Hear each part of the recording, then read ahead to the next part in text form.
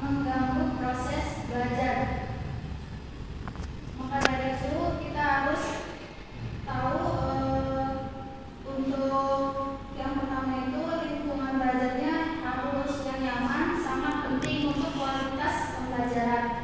Yang kedua, suhu ruangan yang ideal sangat penting untuk kenyamanan dan konsentrasi siswa. Dan yang ketiga, perubahan suhu yang ekstrim dapat mengganggu proses belajar.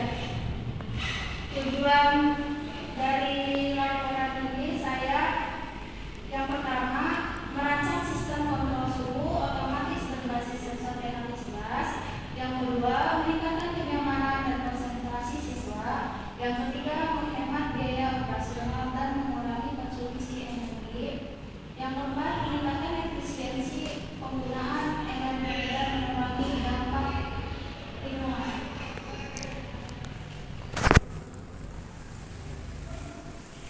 Langsung ke komponen aja. Di sini yang pertama saya mengambil sensor suhu DHT11, yang kedua Arduino Uno, yang ketiga breadboard, yang keempat LCD ukuran 16x2 atau liquid crystal display, yang kelima kabel jumper. Dari fungsi komponen masing-masing komponen, yang pertama sensor suhu fungsinya itu satu mengukur suhu dan kelembaban udara. Yang kedua akurat dan reliabel.